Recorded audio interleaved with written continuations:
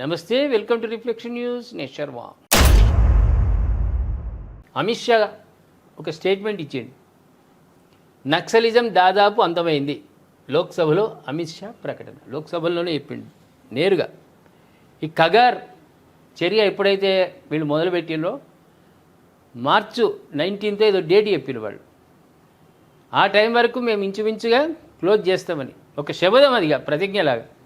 దాంతో పెద్ద ఎత్తున స్పెషల్ ఫోర్స్ను ఏర్పాటు చేసి వేలాది మందిని, మళ్ళీ దాంతో ఇంటెలిజెన్స్ వాళ్ళని యూజ్ చేసుకుంటూ దాడులు చేశారు. పెద్ద పెద్ద నాయకులు, నక్సలైట్లకు సంబంధించిన పెద్ద పెద్ద నాయకులు వాళ్ళకి దొరికారు ఒక్కటే సమూహము దగ్గర. అట్లా అణిచివేసుకుంటూ వస్తున్నారు. కొందరు భయపడి సరెండర్ అయిన వాళ్ళు కూడా ఉన్నారు. నక్సలిజం దాదాపు అంతమైందని కేంద్ర మంత్రి అమిత్ షా తెలిపారు. ఆయుధాలు పట్టుకుంటే తగిన మూల్యం చెల్లించుకోవాల్సి ఉంటుందని నక్సలిజాన్ని సమర్థించే వాళ్ళు తెలుసుకోవాలని హితవు పలికారు. ఆపరేషన్ కగార్ నక్సలిజం నిర్మూలన చర్యలపై ఆయన లోక్సభలో మాట్లాడుతూ, మావోయిస్టులకు ఒకప్పుడు కంచుకోటగా ఉన్న ఛత్తీస్గఢ్లోని బస్తర్లో నక్సలిజం దాదాపు అంతమైందని ప్రకటించింది ఆయన. ఎవరో అక్కడక్కడ ఉంటే వాళ్ళు సరెండర్ అయిపోతారు అంతే. సమాజంలో అన్యాయాలకు పరిష్కార మార్గాలు రాజ్యాంగంలో ఉన్నాయని తెలిపారు. ఆయుధాలు పట్టడం సరైన చర్య కాదని ఆయన పేర్కొన్నాడు. చర్చల ద్వారా సమస్యలు పరిష్కారం అవుతాయని తెలిపారు. కాంగ్రెస్ పార్టీ సుదీర్ఘకాలం అధికారంలో ఉన్న ఆదివాసీల జీవితాల్లో ఎలాంటి మార్పు రాలేదని ఆయన విమర్శించారు. ఎన్డీఏ వచ్చాక గిరిజనుల జీవితాల్లో మార్పులు వచ్చాయని నక్సల్స్ ప్రభావిత ప్రాంతాలు ఎందుకు అభివృద్ధి జరగలేదో చెప్పాలని ఆయన చెప్పిండు. ఇప్పుడే మీరు 15 ఏళ్ళు అయింది కదా, మీరు ఎంత డెవలప్ చేసినారో ప్రజలకు చెప్పండి.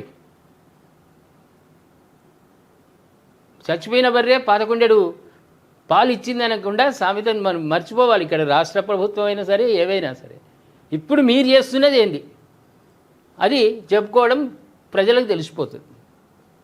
అట్లే మావోయిస్టు పలు ప్రాంతాల్లో సమాంతర ప్రభుత్వం నడిపారని, అభివృద్ధి పనులను అడ్డుకున్నారని ఆగ్రహం వ్యక్తం చేశారు. ప్రజలను ఓటు వేయకుండా అడ్డుకున్నారని, మావోయిస్టులతో చర్చలు జరపాలని కొందరు కోరుతున్నారని, కానీ వారి హింసకు బలైన వారి గురించి మాట్లాడడం లేదని చెప్పిండి.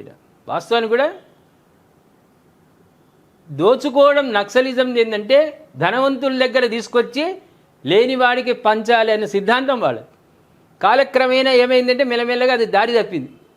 కంప్లీట్ దారి తప్పి డామినేట్ చేసుడు, ఊళ్ళోనే బెదిరించుడు, వాళ్ళకి వ్యతిరేకంగా ఎవడున్నా కూడా వాడిని ప్రజా దర్బార్ ఆ దర్బార్ అని పెట్టి చంపుడు.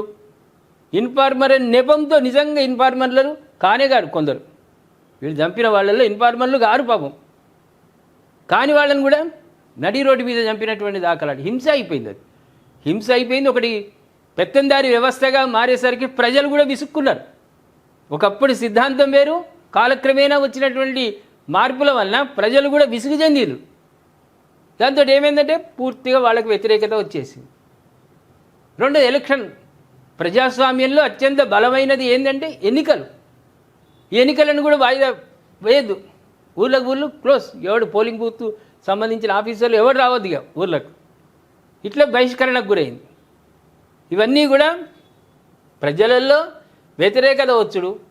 దీనిపై కేంద్ర ప్రభుత్వం కూడా గట్టి నిర్ణయం తీసుకొని సపరేట్ ఫోర్స్ 2-3 వేల మంది 4 వేల మంది దాకా ఫోర్స్ని ఏర్పాటు చేసి దానికి సంబంధించిన ఇంటెలిజెన్స్ అండ్ ఇన్ఫార్మర్స్. ఎప్పుడు ఒకటి చిన్న ఎగ్జాంపుల్ అండి, మన ఇంట్లో గొడవైనటువంటి విషయం బయటవాడికి తెలిసిందంటే మన ఇంట్లో వాడు ఇన్ఫార్మర్ ఉన్నట్టే కదా. నక్సలైట్లలో ఉన్నోళ్ళే పోలీసులకు సమాచారం ఇచ్చిండ్రు, బయటోడు కాదు. ఇక నక్సలైట్లలో ఉన్నోళ్ళే పోలీసులకు సమాచారం ఇచ్చి, ఇక మేము ఇవాళ మీటింగ్ ఇక్కడ అవుతున్నది, మీరు రండి చెప్పినోడు తప్పించుకుంటాడు. వాడు ముందే ప్లాన్ వేసుకొని వాడు తప్పించుకుంటాడు, మిగతా వాళ్ళు బలి.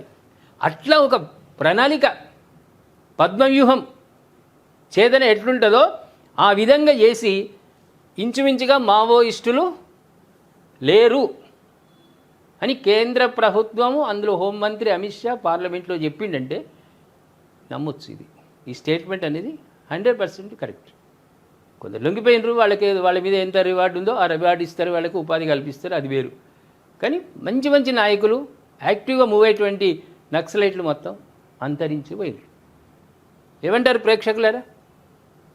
అమిత్ షా స్టేట్మెంటు సమర్థనీయమేనా? ఓకేనా? అది కరెక్టేనా కాదా?